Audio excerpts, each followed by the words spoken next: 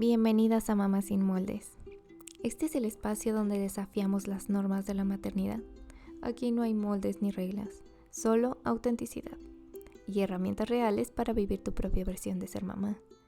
¿Qué dices? ¿Te atreves a romper el molde?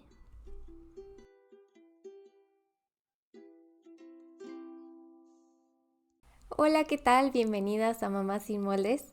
El día de hoy tenemos a Elena Bocanegra y a la doctora Perla Aguilar.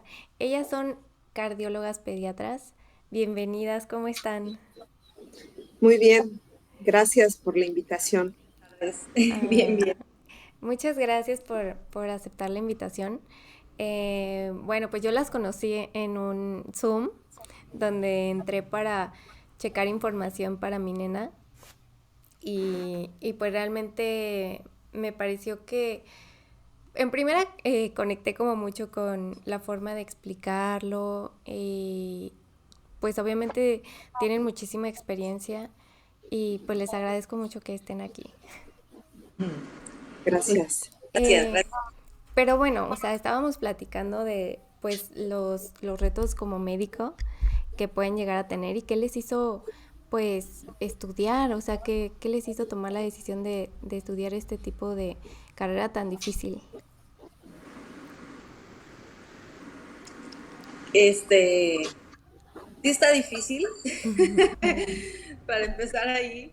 Creo que, bueno, a mí en lo personal, yo estaba en pediatría primero, pero antes de hacer cardiología pediátrica nos tenemos que formar como pediatras. Bueno, y entonces como que la información se escuchaba así como muy compleja y parecía un reto. Creo que a mí eso fue lo que me llamó la atención al principio. Y ya estando como tal en cardiología pediátrica, dije, ¿en qué me metí? Todo era aún más difícil de lo que parecía. Y poco a poco me fue gustando mucho más. O sea, es tan interesante y cómo se puede impactar tanto en la vida pues de los niños.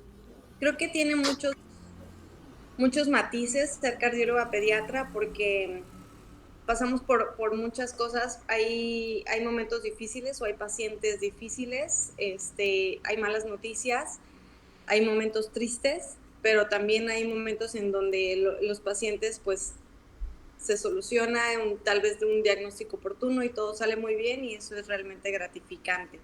Aunque desde nuestra parte lo que hacemos es como tal el diagnóstico de la cardiopatía y se toman las decisiones si el paciente requiere la cirugía, si se puede vigilar, si tal vez necesita un cateterismo cardíaco.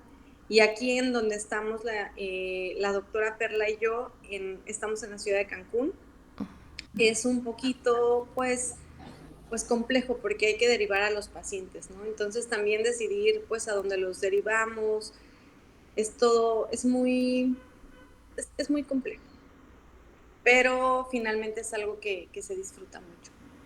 Mm. Muchas gracias, Elena. ¿Qué opinas, Perlita? Pues sí, bueno, yo decidí hacer cardio una parte porque veía la necesidad de esa especialidad. Yo empecé a ejercer como pediatra y después de 2 años prácticamente de estar como pediatra, sentí que algo me hacía falta, que quería tener más, ¿no? Y ese más viendo en donde me estaba desenvolviendo que faltaba esa especialidad, esa subespecialidad, pues fue que decidí hacer cardiología. Y pues evidentemente, como dice Elena, pues sí fue complicado y más porque había perdido como el estilo de vida que tenemos como residente, ¿no? Que es muy rápido, rápido, rápido. Y yo había llevado 2 años donde había bajado mi ritmo, Mm. de pronto te metes otra vez y sí fue impactante en muchos sentidos, pero a la vez, pues sí se volvió, como dice Elena, un reto, ¿no? O sea, de verdad que la cardiología pediátrica es completamente distinta a la cardiología del adulto y va teniendo muchos colores, ¿no? Como bien dice Elena. Pues sí, parte de estudiar esto, pues es el poder resolver, ¿no? O eh, resolver las dudas que tienen los papás. Si bien la enfermedad o el problema a veces pues no se logra solucionar, pero al menos dar la tranquilidad al papá, a los papás, la mamá de saber qué tiene el niño y qué es lo que va a pasar, ¿no? Claro. Para mí eso ha sido muy satisfactorio. He tenido que aprender muchas cosas y he tenido que abrir mi corazón y mi mente también a lo, a lo emocional. Es difícil. Si como pediatra diferentes patologías impactan cuando tú dices una noticia, pues en todo lo cardíaco, sea congénito o adquirido, pues también es complicado el poder dar la noticia y lo que platicábamos, ¿no? Ser empático con la familia que está sufriendo en ese momento, pues sí es un reto. Pero la verdad es que es muy bonita.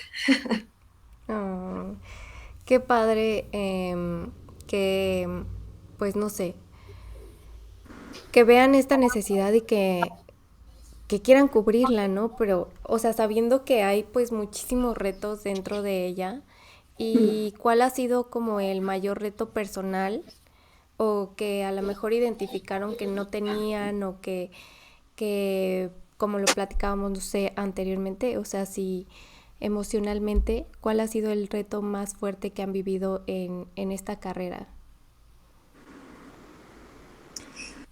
Pues que son muchísimos, son muchísimos. La cardiología es como si fuera un arco iris, ¿no? Hay días en donde ves un paciente que tal vez sí tiene una cardiopatía congénita, pero que se puede programar pues la cirugía o tal vez el procedimiento y finalmente es algo que se va a solucionar y va a quedar así como un corazón, como si fuera nuevo. Y eso es algo muy bueno, pero retos tal vez, los retos pues que yo considero reto como cardióloga, pues son las enfermedades o las malformaciones complejas, que son generalmente en los recién nacidos, que son malformaciones, pues sí, con un corazón que tiene muchísimos aspectos en donde básicamente el bebé puede fallecer. Y entonces, el reto primero es el diagnóstico, tener un diagnóstico certero, porque pues de eso depende el tratamiento, empezar el tratamiento y de ahí, aquí en donde estamos, pues se tienen que ir a un hospital de tercer nivel, ¿no? Entonces hay que trasladar, en nuestro caso, a Mérida, a México, y eso pues estás hablando de que casi los minutos cuentan, ¿no? Para el bebé. Y eso es un reto pues mental, espiritual, emocional, porque bueno, no siempre se tienen los medios, no siempre hay buenas noticias, no siempre se traslada, no siempre salen las cosas bien, ¿no? Entonces, eso como tal vez manejar, independientemente, pues, porque estamos en formación, bueno, en actualización, continua actualización, y aunque te llenes tú de información y tengas el diagnóstico, me parece que el poder manejar el estrés o incluso a veces la frustración de que no se pueden solucionar los casos, eso no es nada sencillo. Sí, totalmente. Gracias, Elenita. Así es. ¿Y tú, Perlita, cuál ha sido tu reto que has Pues identificado? el reto para mí personal fue el aprender a dar noticias difíciles. Eso creo que ha sido algo que he ido mejorando la forma en hacerlo y en conectar con la familia al momento de dar opciones y de decirlo, ¿no? Porque te das cuenta que cuando das la noticia, los papás se bloquean, ya no saben qué estás diciendo, ya solo se quedaron con el es grave y ¿no? Entonces, el poder ser empático y poder dar esa noticia y después un acompañamiento a la familia, Sí. lo que para mí ha sido lo que he logrado aprender en el transcurso que llevo como cardióloga, ¿no? Si bien efectivamente van a haber pacientes no tan graves y otros muy graves, pero siempre pues la noticia impacta de la misma forma a esa familia. Entonces sí he tenido que ir aprendiendo, ir apoyándome de psicólogos también, yo tomar incluso terapia para poder entender lo que yo sentía, porque también como médico es bien difícil de pronto permitirte el empatizar y a lo mejor te dan ganas de llorar y dices, pues es que lloro, no lloro, ¿qué hago? ¿No? Porque ¿qué van a pensar de mí? Pero pues realmente somos humanos, entonces te duele obviamente ver la cara de la mamá, del papá, de lo que estás diciendo, y yo creo que para mí ese ha sido el reto más difícil, personalmente. Ay, sí que, o sea, yo lo veo como mamá y pues a veces me han dado noticias que yo claramente estoy bloqueada, pero también ya después cuando lo analizo digo, o sea, ¿por qué me lo dijo así? O sea, era una situación muy dura y me hubiera gustado que me lo dijeran de otra forma, ¿no? Y a lo mejor yo sentir un poco la empatía, pero qué padre que ustedes lo estén desarrollando y pues ahora platicando con ustedes me doy cuenta que es una situación difícil también para ustedes, ¿no? O sea, que entran muchas como aspectos en donde ustedes desarrollan pues no sé, como cuidar su corazón, ¿no? O sus emociones de esa forma, ¿no? Qué padre que lo estén desarrollando. ¿Y cómo inicia este tipo de diagnóstico? ¿Se puede diagnosticar un problema cardíaco desde el embarazo? Sí se puede. De hecho, bueno, actualmente lo que se ha hecho difusión por parte de los colegas obstetras y de los médicos de primer contacto, que puede ser el médico familiar, el médico general, es que a las mujeres embarazadas se le hagan estudios estructurales, tamizajes. Tamizar quiere decir que se detecte en una persona aparentemente saludable, pues que hay algún problema para poder actuar a tiempo. Entonces, esos tamizajes estructurales permiten que el obstetra, el materno fetal específicamente, que es el que tiene la especialidad y la pericia para hacer todo esto, detecte la malformación, en este caso en el corazón, y que lo refiera con los cardiólogos pediatras. Nosotros en nuestra formación como ecocardiografistas tuvimos la fortuna de poder evaluar corazón fetal. Actualmente ya hay una especialidad de cardiología fetal específica, alta especialidad. A nosotros en nuestra formación todavía no existía esa alta especialidad, y por eso es que la combinaban junto con ecocardiografía pediátrica. Pero bueno, ahora sí que en la ciudad en donde estén, pues sería eso, primero el obstetra, el materno fetal que haga los estructurales, y después ya referirlo con el cardiólogo pediatra ecocardiografista para que se pueda hacer el análisis. Ok, o sea, ustedes estudiaron medicina general, después pediatría, después cardiología y después Sí. esto que mencionas. Ecocardiografía. Ok. Entonces, cuando detecta en el ultrasonido estructural que hay alguna malformación, te mandan con el cardiólogo pediatra. Así es, ecocardiografista. Perfecto. Y ustedes realizan pues tamiz, ¿no? Cuando ya el bebé nació y hacen este tamiz cardiólogo. Sí, es un tamiz que se hace a todos los recién nacidos, es el tamiz cardíaco. Fíjate que en los recién nacidos son 5 tamices los que se realizan, y el primero en realizar es el tamiz cardíaco por el tiempo. El tamiz cardíaco se hace, debe tener mínimo 24 horas de vida y máximo 72. Se tiene al bebé, al bebé recién nacido. Se puede hacer incluso ahí pegadito con la mamá para que el bebé esté tranquilo. Es un monitor especial, y se pone un sensor que es como una tirita. El sensor se pone alrededor de la mano derecha, se queda ahí por 1 minuto y entonces está registrando la saturación de la mano derecha por 1 minuto. Y después se cambia a cualquiera de los pies. El mismo sensor se pone en cualquiera de los pies y registra la saturación por otro minuto. Y ya el monitor nos da el promedio de esas saturaciones. Cuando la diferencia entre esas saturaciones es mayor del 3%, se puede sospechar en específico 7 malformaciones, que son complejas, que son críticas, que son las 7 malformaciones complejas más frecuentes, porque hay muchísimas, pero aquí lo importante es que estas pues ponen en riesgo la vida de los bebés, ¿no? O sea, al decirte que ponen en riesgo la vida, es tal cual, pueden fallecer los bebés en los primeros días de vida. Ok. ¿Qué es saturación, perdón?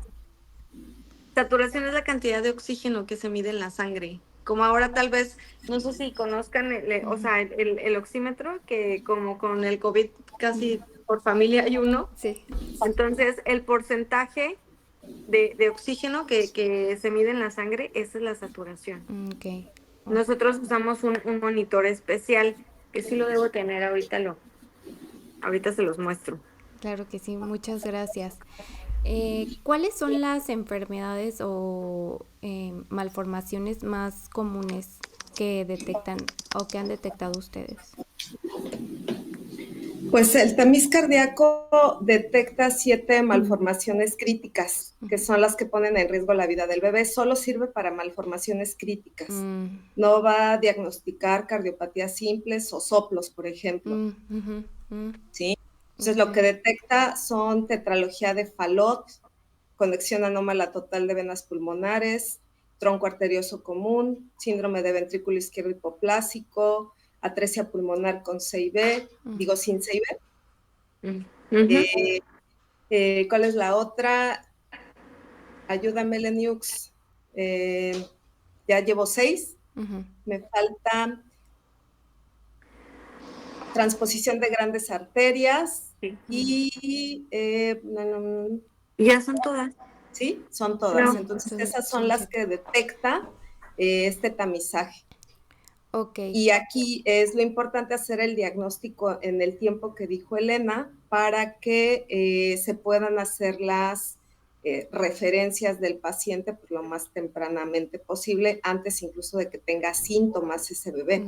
Por eso se tamiza en los niños que están sanos, aparentemente. Claro, claro. Y bueno, en el caso de que hayan tenido o no este tamizaje, digamos que lo tuvieron y salieron bien, ¿qué síntomas podrían tener posterior que pueda decirnos o que puedan ser señal de alarma de que puede haber algún problema cardíaco?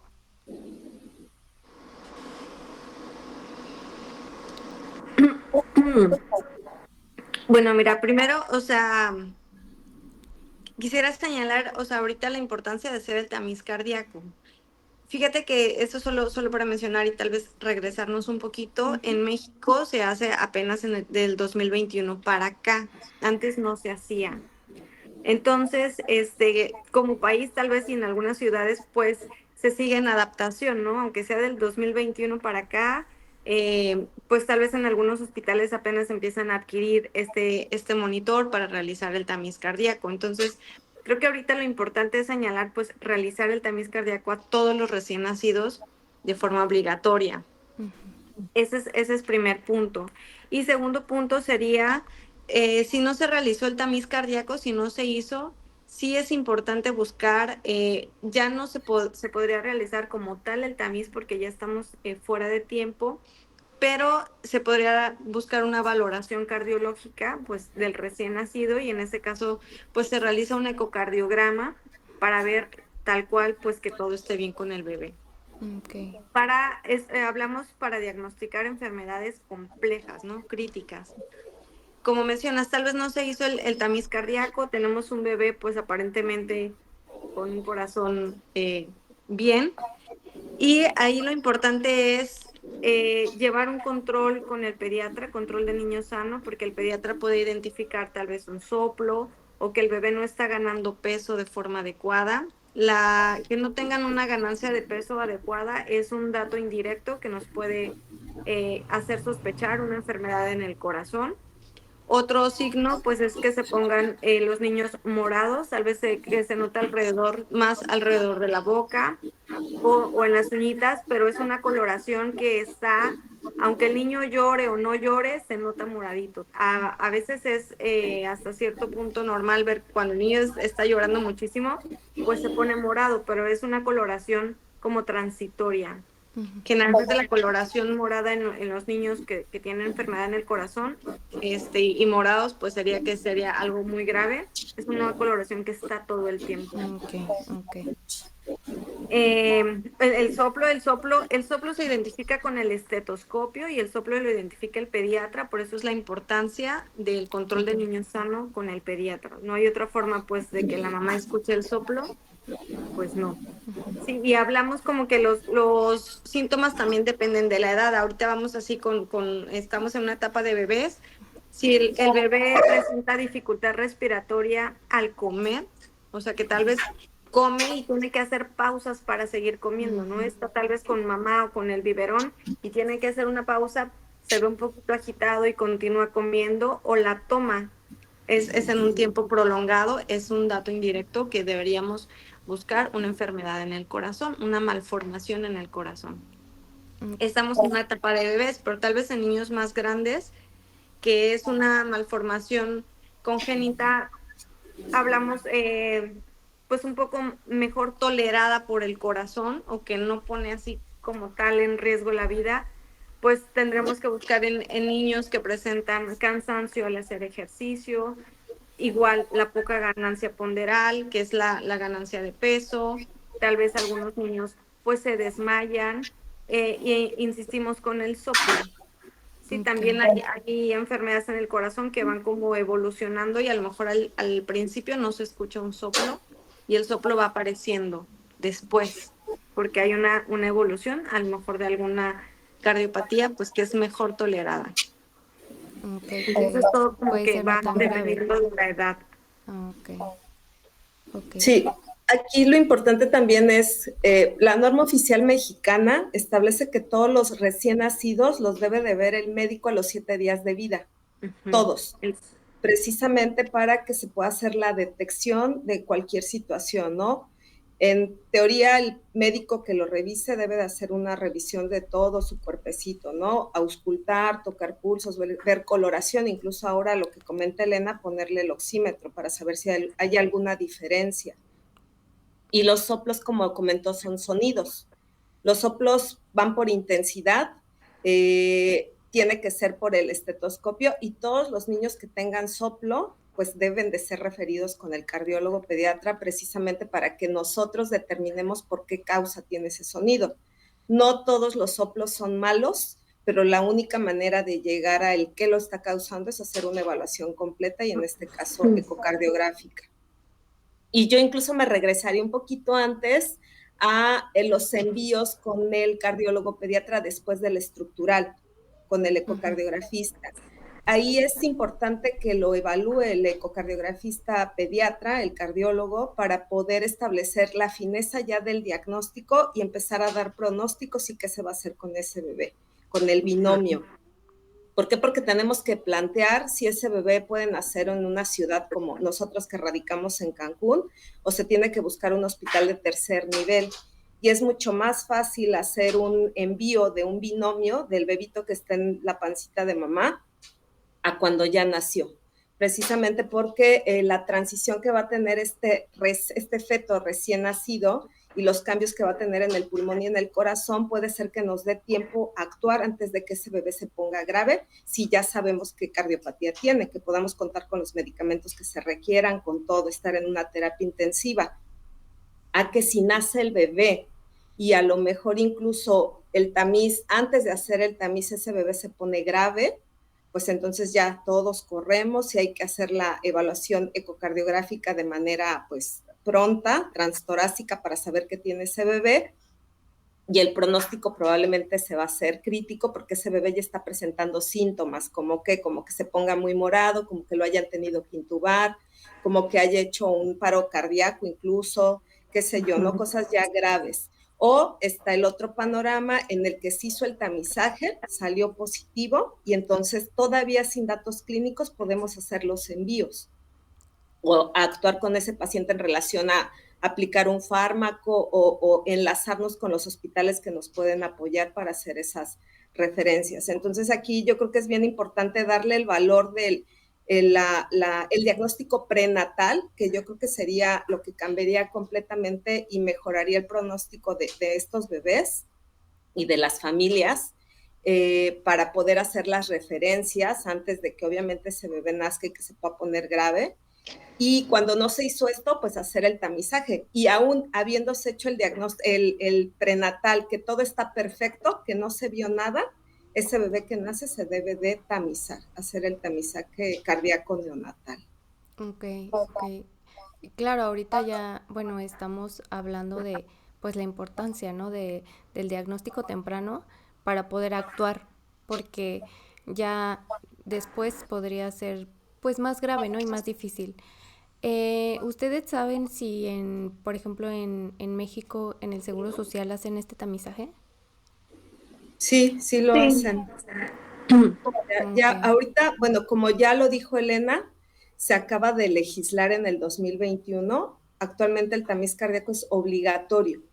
Entonces, los hospitales públicos, para cumplir con esta norma, muchos ya lo están haciendo. El bebé nace en su institución y sale tamizado. Ok, ok. En los hospitales privados, el obstetra y el pediatra tienen la obligación de informar a la familia de los 5 tamizajes que comenta Elena y el tiempo en que se hacen. Y el que se debe de hacer mucho más pronto, pues es el cardiológico. Entonces, por eso es que aún estando la mamá hospitalizada con el bebé, el binomio le decimos, pues se debe de hacer el tamizaje. Y eso es lo que hacemos Elena y yo en BabyCore, ¿no? Que damos la oportunidad de que nos trasladamos al hospital donde está la mamá, el bebé, y hacemos el tamizaje para que el bebé ya se vaya tamizado o si hubiese alguna situación grave, hacer el diagnóstico temprano y empezar a actuar.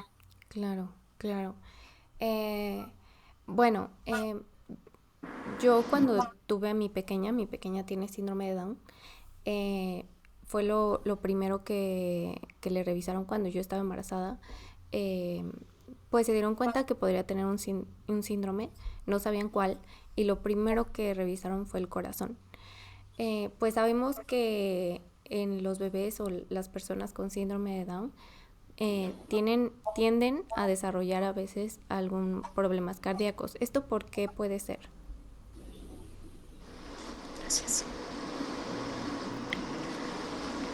¿Por qué la pregunta es, ¿Por qué ¿por se qué un puede bebé? desarrollar un problema cardíaco o por qué tiende a ser característico en niños con síndrome de Down?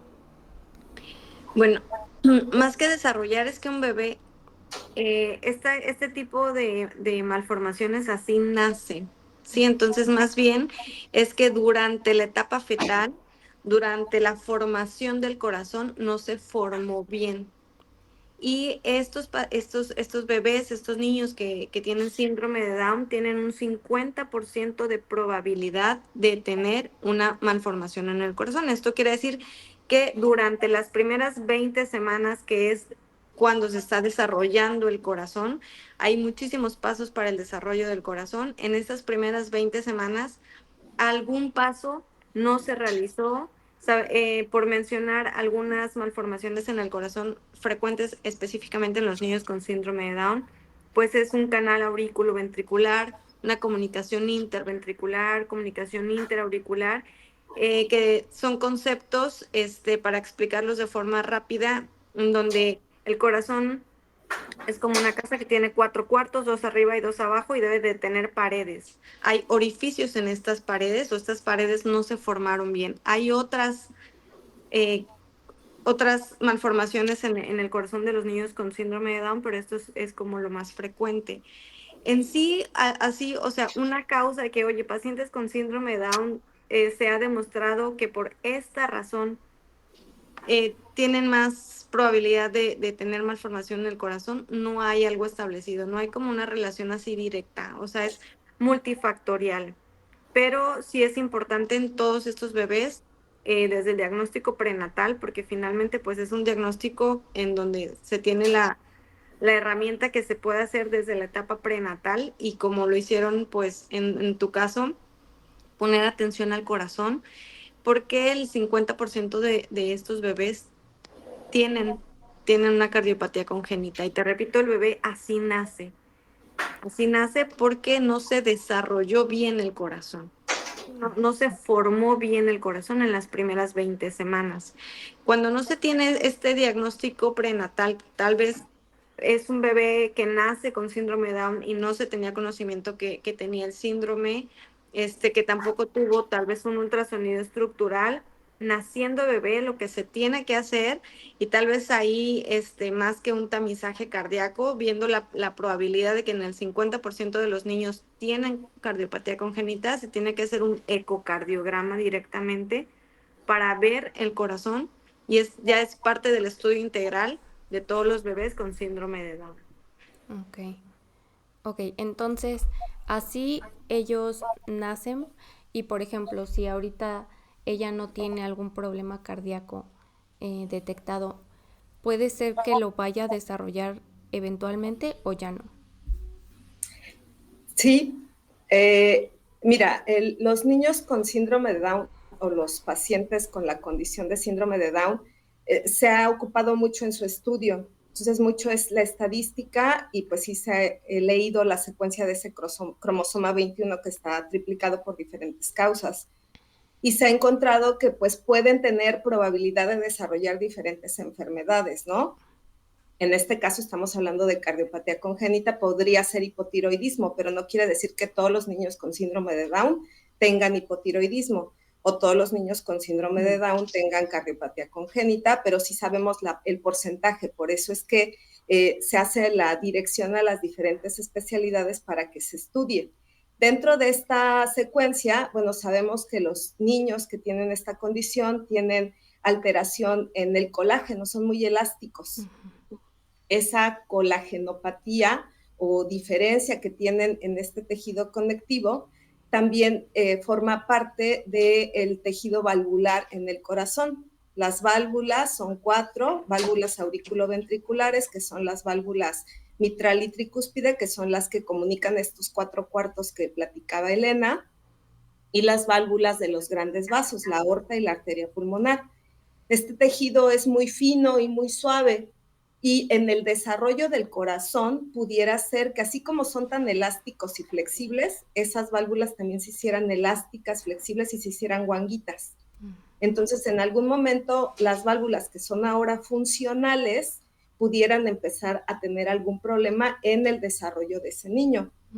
Por eso es que todos nuestros pacientes que tienen la condición de síndrome de Down, toda su vida se van a tener que ver por el cardiólogo, aunque no hayan nacido con una cuestión congénita, si no puede desarrollarse esta por estas características que tiene su genética, por el mismo síndrome. También pueden desarrollar hipertensión pulmonar, que si bien se sabe que puede estar o está muy relacionada a las cardiopatías congénitas, porque aún niños regulares que tienen cardiopatía congénita tienen hipertensión pulmonar. En el niño con síndrome de Down y cardiopatía congénita está potenciado el que esta hipertensión pulmonar incluso puede perpetuarse o desaparece temporalmente y situaciones la detonan nuevamente. ¿Qué situaciones? Problemas respiratorios continuos, respiración oral, el que ronquen, todo esto puede favorecer a que esa hipertensión pulmonar aparezca. Entonces, por eso es que todos los pacientes con condición de síndrome de Down pues tendrán que verse por el cardiólogo pediatra toda su vida. Ok.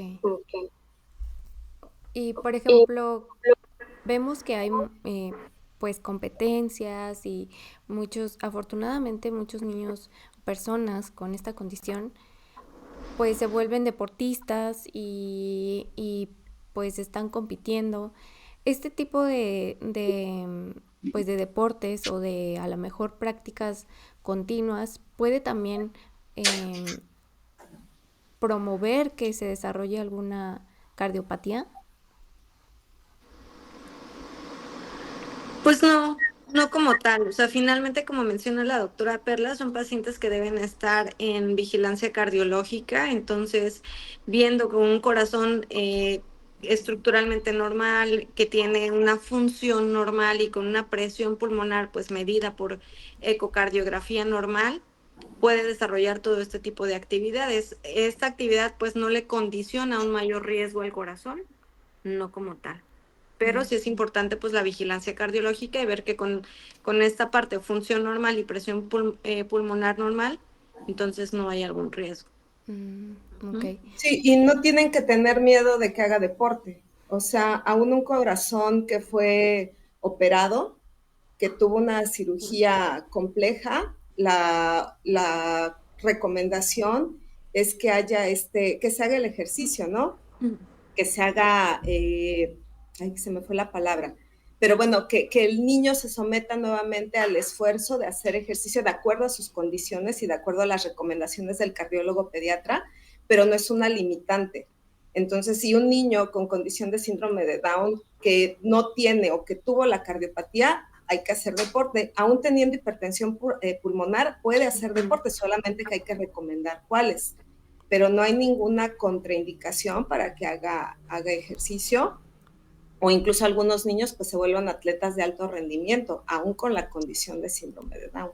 Ok, y ustedes como cardiólogas, ¿hay algún deporte que crean que es ideal tanto para un niño con síndrome de Down que no tiene cardiopatía o que sí tiene, o un niño que no tiene esta condición?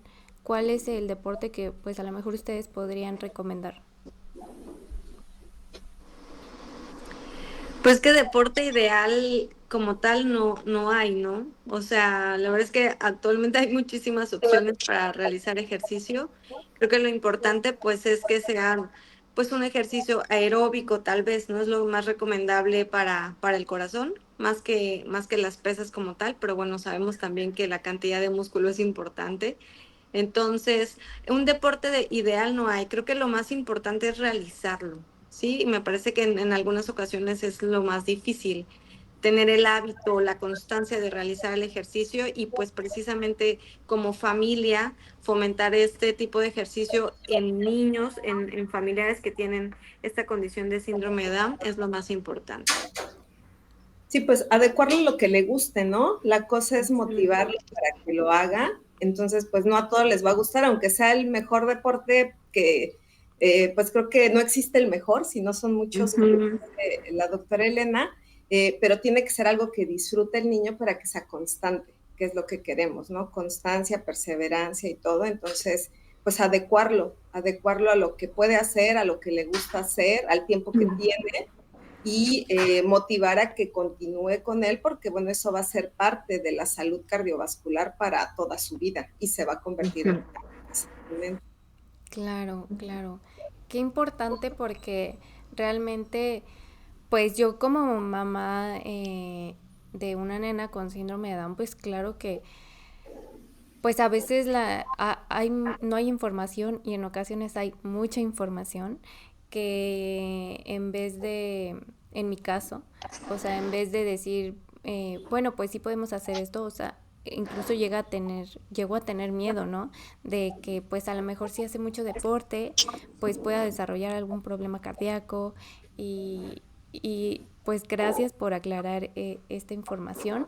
Y bueno, entrando ahora a lo que vive una mamá, ¿no? O sea, lo que vivimos las mamás al tener este tipo de diagnósticos con nuestros hijos.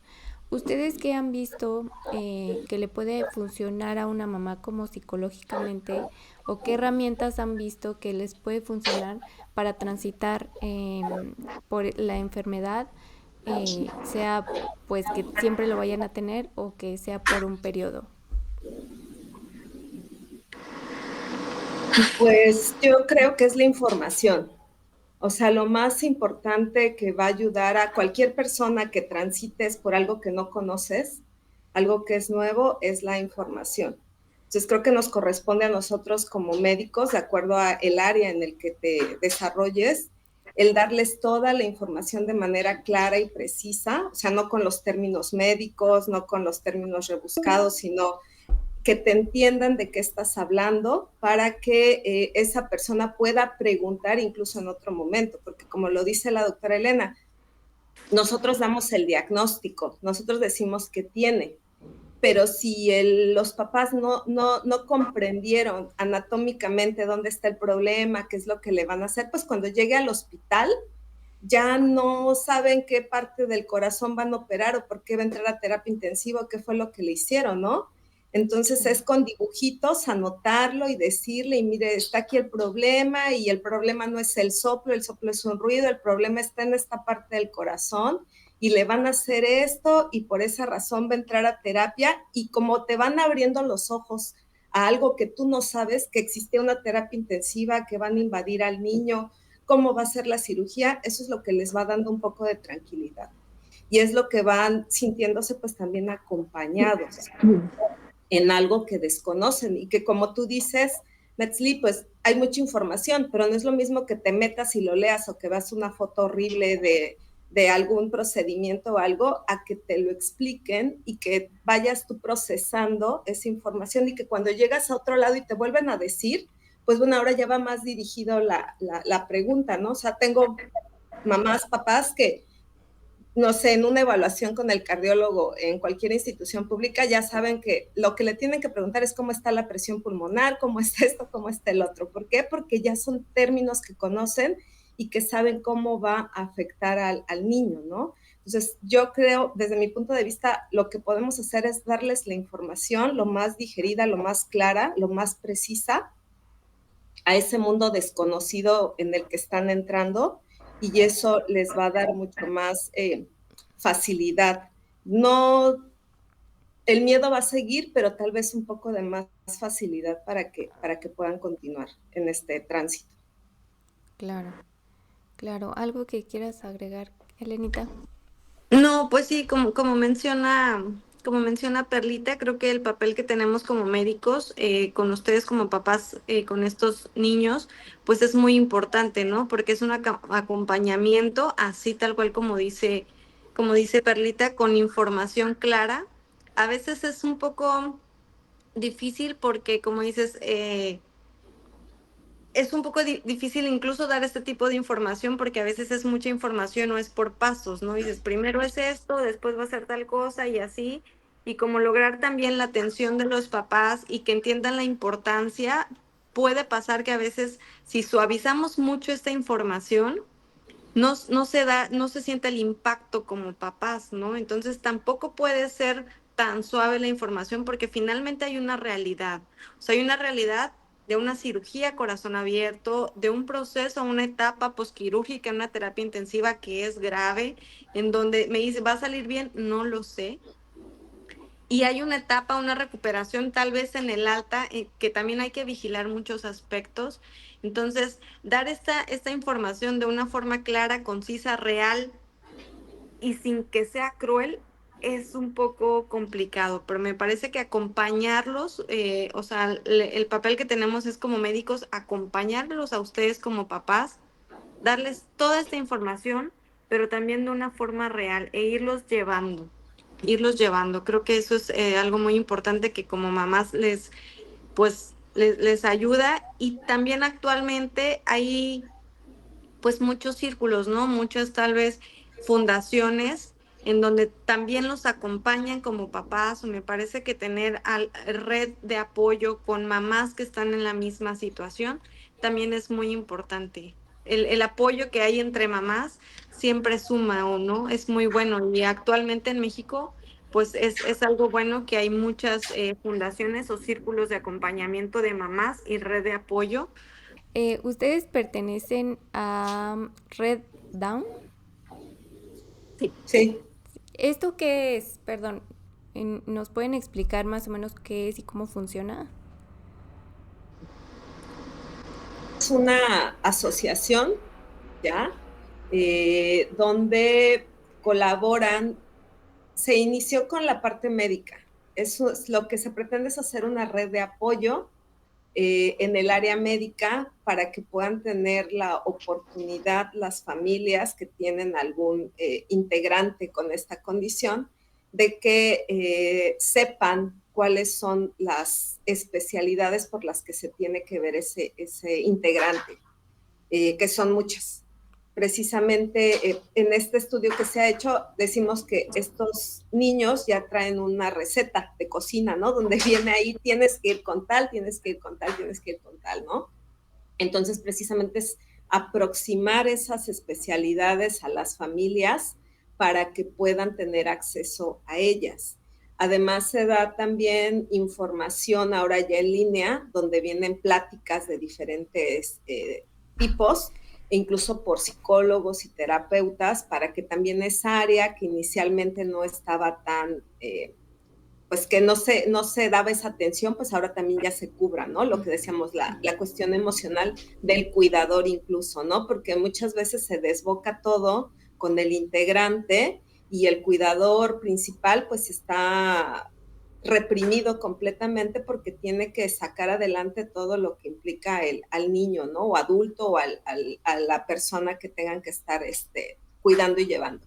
Entonces, esa es la idea de Red Dawn y pues se ha sumado con otras asociaciones y fundaciones para que puedan, bueno, ahorita ya está el RENAPE, que es un registro nacional de personas con síndrome de Down, para que haya un registro precisamente de la población y que en función de eso se pueda solicitar qué se requiere. En Ciudad de México se hizo una clínica por parte de la Secretaría de Salud, un hospital que estaba en San Juan de Aragón para solo personas con condición de síndrome de Down, pero realmente no se le dio el auge que se necesitaba. Y creo que en cada estado del país se requeriría un hospital así para poder brindar todas las atenciones, ¿no? Está muy centralizado como en todo los servicios de salud y precisamente pues es lo que se intenta. Y además pues se hacen jornadas de trabajo, jornadas donde se dan atención de salud y pláticas en diferentes partes del país para que se pueda ayudar. Sí lo hacen con un costo, pero es un costo pues significativo prácticamente, apoyado de otras asociaciones y fundaciones, pues para que se pueda beneficiar a más población. Y actualmente lanzó un proyecto de clínica T21, me parece, en línea. Eso es lo que se está haciendo ahora. Entonces, pues es lo que se intenta, ¿no? Como dar una red de apoyo en el área médica, en el área de salud. Claro, y de hecho creo que tienen un podcast también que se llama Red Town y pues brindan información. Es súper bueno. Y bueno, para finalizar, quisiera pues que que cada una de ustedes nos pudiera decir un mensaje para la mamá que a lo mejor tiene un bebé con un diagnóstico cardiológico. ¿Qué le podrían decir a esta mamá? Si quieres, empezamos contigo, Elenita. Sí, este, me quedé pensando, me quedé pensando así en los escenarios, pero yo creo que, este, es decirle, pues a las mamás que dependiendo del diagnóstico que tenga el bebé, que tenga su hijo, es importante tener claro o que todas las dudas que tienen se las pregunten a los doctores y que ya cuando se establezca el plan, ya sea el plan vigilar, operar, ir a otro hospital, con toda la fuerza del corazón como mamás y la valentía, hay que continuar con el siguiente paso para lo que necesite ese corazón de bebé. Sí, es una situación complicada, es una situación angustiante, es una situación difícil, pero me parece que la valentía como mamás que sale del corazón y de la mente, así se tiene que como tal afrontar la cardiopatía con los niños. O sea, hacer lo que sea necesario para que el bebé esté bien, para que el niño esté bien. No, no hay de otra, me parece que hay que ser valientes, más valientes de lo que son día a día, pero es qué paso sigue, qué paso sigue, ¿no? ¿Qué tengo que hacer para que esté bien? Si no es aquí, si no es en esta ciudad, ¿en dónde se puede? Si no es en este hospital, ¿en dónde se puede? Buscar opciones, siempre para que el bebé esté bien, para que el niño esté bien, de forma valiente como mamá. Muchas gracias. ¿Y tú, querida Perlita? Pues yo les diría que una vez que tienen la noticia, que no se queden solitas, que busquen una red de apoyo. Esta situación es muy complicada, es muy dura en todos los aspectos y por más fuerza que a veces quieras tener, pues es difícil llevarlo uno solo. Entonces yo diría que que son valientes, pero que esa valentía también la usen para poder pedir ayuda a las personas que consideren más cercanas y que van a requerir una red de apoyo para continuar con este proceso, porque es un proceso largo, desgastante, costoso. Aunque sea por una institución pública, pues tienes que viajar a otra ciudad, tienes que dejar de trabajar, tienes que pedir permisos, entonces necesitas ir conformando una red de apoyo. Desafortunadamente y afortunadamente, porque yo les digo a mis pacientes, mire, esta demora en que no lo pudieron operar ya en un mes, vamos a usarlo a nuestro favor. ¿Cómo es a nuestro favor? Pues vamos a seguir ahorrando, vamos a seguir acomodándonos, viendo, organizando todo para que cuando llegue la fecha, ahora sí pueda, ya pidió permiso en su trabajo, ya tiene este colchoncito de dinero y puedan hacer las cosas. Entonces yo diría que tienen que buscar una red de apoyo con su familia, con sus amigos, para que puedan transitar por este proceso que es desgastante en social, emocional, económico, en todo, familiar, ¿no? Porque incluso no se vive esta noticia de la misma forma, no la vive igual el papá que la mamá, no la viven igual los abuelos, no la viven igual pues los hijos, si hay otros pequeños, ¿no? Y hay que informarlos a todos. Todos tienen que saber qué es lo que está pasando desde su entendimiento, desde su edad, para que formen parte de esta situación. Porque si no, aparte de lo que se está viviendo con la cardiopatía, se va a hacer mucho más difícil transitarlo si no están enterados, si no comunican qué es lo que está pasando en torno a ese pequeñito. Eso es lo que yo les diría. Claro, muchísimas gracias. Y bueno, pues las podemos encontrar para tener alguna cita con ustedes en Instagram como BabyCode, ¿o dónde más? Sí, en Instagram están nuestros datos. Está BabyCore, que es el programa de tamiz cardíaco, pero está ahí nuestro celular. Entonces, si con cualquiera de las dos que les quisieran agendar alguna cita, pues lo pueden hacer, se comunican al celular de cualquiera de nosotras y pues con gusto les contestamos y los direccionamos. Elenita sí tiene su red social de doctora Elena Bocanegra, ¿verdad? Sí, sí, en Instagram también, pero también si entran a BabyCore, ahí está mi teléfono. Ahí está su teléfono y en Doctoralia también estamos, el comercial, ahí están nuestros datos. Sí, claro. Y pues con todo gusto, ¿verdad? Los podemos atender.